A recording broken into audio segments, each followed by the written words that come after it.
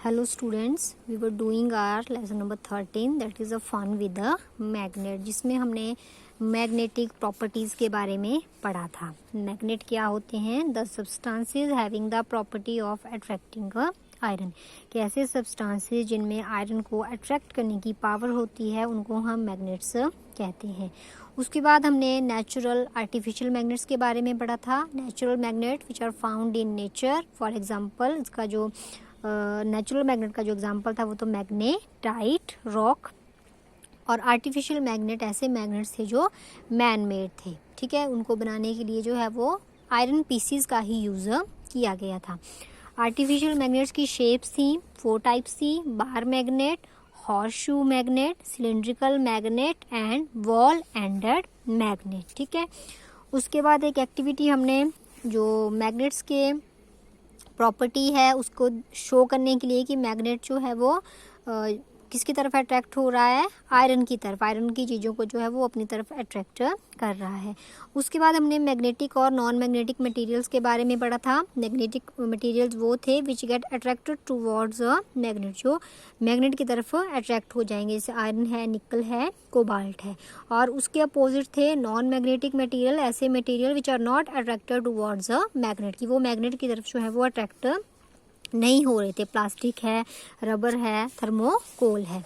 उसके बाद हमने एक एक्टिविटी की थी सॉइल वाली, कि सॉइल में जो है वो आपने कोई भी मैग्नेट डालना है, फिर आपने देखना है कि जो आयरन फीलिंग्स है, जो मतलब सॉइल के अंदर कुछ आयरन के पार्टिकल्स हैं वो उसके साथ अटैच हो जाएंगे। तो इससे हमें कंफर्म हुआ था कि मतलब सॉइल में भी जो है वो आयरन के पीसीज होते हैं, ठीक है।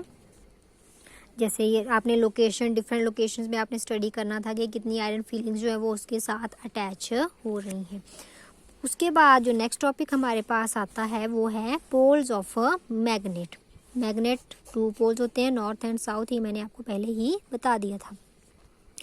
We observe that iron fillings, if they are present, stick to a magnet rub in the soil। ये हमने पाया आयरन फीलिंग अगर प्रेजेंट है उस एरिया में। कुछ एरिया आपको ऐसे भी मिलेंगे जहाँ पे आयरन फीलिंग्स अटैच नहीं होंगी, लेकिन अगर प्रेजेंट है तो वो स्टिक कर जाएंगे मैग्नेट के साथ जब हम उसको सॉइल में रब करेंगे। Did you observe anything special about the way this stick to the magnet? क्या आप कोई ऐसी चीज़ ऑब्जर्व, कुछ स्पेशल ऑब्जर्व कर रहे हैं कि जब वो मैग्नेट के साथ अटैच हो रहे हैं तो किस तरीके से हो रहे हैं? तो उसके लिए है activity 4। Spread some iron filings on a sheet of paper. Now place a bar magnet on this sheet. What did you observe? Do the iron filling stick all over the magnet? Do you observe that more iron filling get attracted to some part of the magnet than others?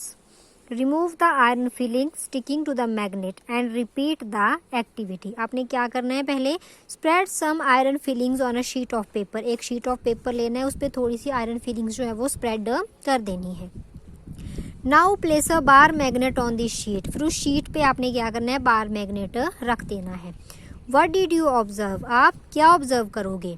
Do the iron filing stick all over the magnet? क्या जो iron feelings है वो पूरे magnet के साथ चिपक जाएंगी? Do you observe that more iron filing get attracted to some parts of the magnet then others? क्या या ऐसा है कि जो आयरन फीलिंग है वो मैग्नेट के कुछ ही पार्ट्स में अटैच हो रही हैं? जैसे अब यहाँ पे आप देख सकते हैं जो साइड है वहाँ पे जो है वो आयरन फीलिंग्स ज़्यादा अटैच हुई हैं, सेंटर में जो है वो ज़्यादा नहीं है। रिमूव द आयरन फीलिंग्स, फिर आपने उनको रिमूव कर देना है, निकाल देना है जो अटैच हुई हैं, जो मैग्नेट के साथ स्टिक कर रही हैं। एंड रिपीट द एक्टिविटी, फिर से आपने रिपीट करना है एक्टिविटी को। Do you observe any change in the pattern with which the iron filing get attracted by different part of the magnet? तो क्या वैसे ही अटैच होगी आयरन फीलिंग या फिर से उसमें कोई चेंज जो है वो आएगा, उसका तरीका जो है वो स्टिक करने का? You can do this activity using pins और iron nails in place of iron filing. के इस एक्टिविटी को करने के लिए आयरन फीलिंग की बजाय आप आयरन की नेल या पिन्स भी ले सकते हैं। And also with magnets of different shape. और जरूरी नहीं है कि आपने इसी शेप में जो मैग्नेट लेना है, कोई भी मैग्नेट आपके पास जो अवेलेबल है उसकी हेल्प आप ले सकते हैं इस एक्टिविटी को करने के लिए। Draw a diagram to show the way iron filing stick to the magnet. फिर उसको आपने ड्रॉ करना है शो करने के लिए कि जो आयरन फीलिंग है वो मैग्नेट के साथ कैसे अटैच हुई। Is your drawing similar to that shown in 13.6 कि जैसे 13.6 में बताया गया था कि वैसे ही वो स्टिक की या कोई और वे था। We find that the iron filings are attracted more towards the region closer to the two ends of a bar magnet कि हम क्या पाएंगे कि जो आयरन फीलिंग्स अटैच होंगी जो एंड्स हैं बार मैग्नेट के, साउथ है, नॉर्थ है, इन एंड्स पे जो है वो ज़्यादा अटैच होंगी, मतलब पोल्स पे जो है वो ज़्यादा अटैच होंगी iron filings then in the centre. Poles of a magnet are said to be near these ends क्योंकि इन एंड्स के पास क्या प्रेजेंट है, poles. Try and bring a few magnet of different shape to the classroom, check for the location of poles on this magnet. अब जिस भी shape का आपके पास मैग्नेट होगा जहाँ पे अटैच करेंगी आयरन फीलिंग्स, मतलब वहाँ पे उनके क्या है, पोल्स प्रेजेंट हैं। Can you now mark the location of poles in the kind of magnet कि जो आपको 13.4 में बताएगी। तो ये क्या, ये पोल है, ये पोल है, इसका ये वाला पोल, ये वाला पोल, ये इसके एंड, तो ये इसके पोल, और यहाँ पे जो बॉल एंड है ये हैं इसके पोल्स। 2 ही पोल्स होते हैं मैग्नेट में, साउथ एंड नॉर्थ। आगे है फाइंडिंग डायरेक्शन फाइंड आउट करना। Magnet were known to people from ancient time के लोग जो है वो मैग्नेट्स के बारे में बहुत पहले से जानते हैं। Many properties of magnet were also known to them के प्रॉपर्टीज जो है मैग्नेट की वो सभी को पता है। You might have read about many interesting stories about the uses of magnet के आपने बहुत सारे यूजेज ऑफ मैग्नेट के बारे में पढ़ा होगा। One such stories about an emperor in China that is Huangdi के ऐसी ही एक स्टोरी जो कौन है, चाइना का जो सम्राट है, जो एम्परर है, जिसका नाम है Huangdi. It is said that he had a chariot with a statue of a lady that could rotate in any direction कि ये जो होंगटी था इसका एक चैरियट था जिसपे एक लेडी का स्टेच्यू बना हुआ था जो किसी भी डायरेक्शन में मूव कर जाता था। It had an extender arm that it is showing the way कि इसकी एक आर्म ऐसी थी कि जैसे वो कोई रास्ता दिखा रही है। चैरियट है, ये लेडी का स्टेच्यू है और इसकी ये क्या है, आर्म है, मतलब ये डायरेक्शन बताती थी, किसी भी डायरेक्शन में रोटेट कर जाती थी। The statue had an interesting property लेकिन ये जो स्टैचू थी उसकी एक प्रॉपर्टी थी इंटरेस्टिंग।